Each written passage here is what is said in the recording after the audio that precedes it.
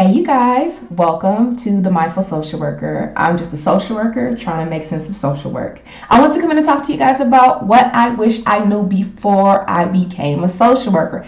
This is going to resonate with those social workers who already are doing the work, as well as if you're a brand new social worker and you just got hired on, you're about to step foot into a new place. You definitely want to hear this. So first of all, make sure you're liking the video, subscribing to the channel, and check out our Etsy shop where we have printables and stickers specifically for social workers. Let's get right into it. The first thing you need to know, okay, and that I wish I knew before I became a social worker is people, clients, those who we service will complain on us, okay? They will file a complaint against you. Now, do not shy away from this. Why? Because if you are doing what you should be doing as a social worker, abiding by whatever the policies and procedures are for your agency, for your service, for your department, you should be fine. But some people will just find a complaint about you for no absolute reason, right? You could be there thinking you're doing all the things right, you're following protocol, you're making sure everything that needs to get done gets done, and somehow you receive a phone call, an email, or ask to the office because a client has filed a complaint about you. Again, nothing to worry about if you're doing a stand-up job as a social worker, doing all the things that your place of employment asks you to do. So just keep it in mind. Complaints will come out of nowhere, and some complaints will not come out of nowhere. Some complaints you will receive first, where a client will actually say, hey, I'm going to take this up to upper management, upper level. This is also your opportunity to reach out to your upper management and let them know, hey, this client is unsatisfied. A complaint is coming your way. One, that gives your upper management a heads up. Two, you're sharing this information with them before a client does so they can get your perspective on it, because sometimes some clients are just upset because we didn't do something they wanted us to do, not necessarily because we were violating any type of policy or procedure. So just keep in mind, that's what I wish I knew before I start the social work thing, is people will complain about you. The next thing that I wish I knew before I became a social worker is you will become attached to some of your clients and you will lose clients. This can be in so many different ways. Your clients can be reassigned to another social worker.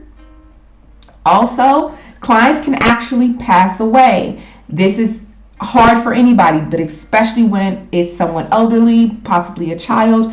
These are very hard things that happen while you are a social worker. Don't let anyone tell you any different. Grief and loss is across the board something that you will deal with personally, but also as a social worker professionally. You may lose a client, right? A client might move on from you. You will lose a client many different ways, but it still is something that I wish I knew because I didn't process it as it was actually something that I really needed to hone in on. But for anybody who has lost a client, as in they've passed away, you know that it is something heavy. And just keep in mind, definitely take,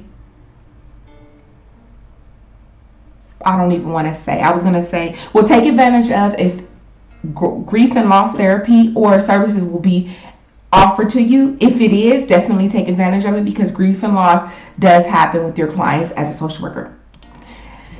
Now, a supervisor, okay? For those of you guys who do not know, there is a phrase that exists in, just exist around, but I've heard it a lot from some of my colleagues, where it's pretty much a supervisor will make or break you. Okay? There's some supervisors you're gonna find out they're identified, I was gonna say listed as, but they're identified as a tyrant, as a micromanager, as rude, as disrespectful, as hard to work with. You'll hear all these things about a supervisor, but what you have to also remember is you need to experience the supervisor for yourself so that you can see if that supervisor is what other people are saying, right? And you need to take the approach to learn your supervisor, right? Learn what it is that they want from you. Learn the expectations. Learn their style of doing things, because what also happens with supervisors is more than likely, if you do have something to say about a supervisor, you can take it to upper management above your supervisor. It's not a problem. But even if you do, they're going to want you guys to do pretty much crisis management amongst yourself as a social worker with your supervisor. Meaning, before they just up and move you to another supervisor, which is many times a slim chance. And even if they do, it's not going to be immediate. So you have to somehow find a way to do your own personal crisis management with your supervisor without getting yourself in trouble, without being disrespectful, and without first attempting to go up the chain of command.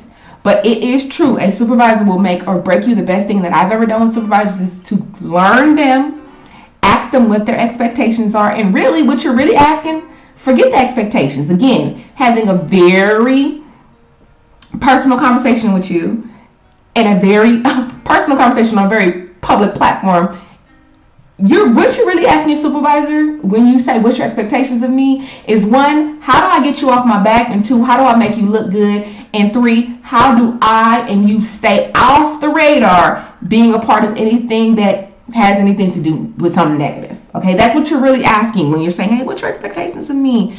AKA, how do I get you to leave me alone and get off my back? As well as, what do I need to do for you so that we can have a smooth and flowing supervisor social worker relationship? But it is true, a supervisor can make or break you, but it's in your best interest to find out what your supervisor expects from you. And the last but not least, this is the last, but that I learned as a social worker that I wish I knew before I was a social worker, your time off is not a true, genuine time off. I don't care what people tell you. You sign your contract, you sign your employee agreement. Oh, you work from 7 to 5. You work from 7 to 4. Ma'am, sir, no you do not. Okay? What it is we work in people. If you are a social worker, you work in people. If your client has a crisis before you clock off, right at the moment you're supposed to clock off, guess what? You do not clock off. You work in people. You are to stabilize the situation before you leave, right? We work in people. You cannot be in the middle of an interview with the client and next thing you know, your watch goes off and it tells you, hey, it's 5 o'clock, it's 5 p.m., I'm off. You cannot just walk away from your client. You need to finish and complete whatever task you were dealing with that client at that moment in time, because you do not just clock out when you deal in human beings, okay? Also, with clocking out or off time, many social workers can share with you there's going to be a moment where you find yourself doing things after hours because you just have to get things done. I do not suggest you get in the habit of doing that, but we've all been there and you will be there. You will be in the middle of a report and a report is due tomorrow. You are off at 5:30. You can take that extra 30 to 1 hour and complete that report and then move on to the next thing to tomorrow, or you can clock off. Many of us will opt into taking that 30 minutes, that 1 hour to get it done, but I suggest you do not get in the habit of doing that. But any social worker can tell you it can get like that, okay?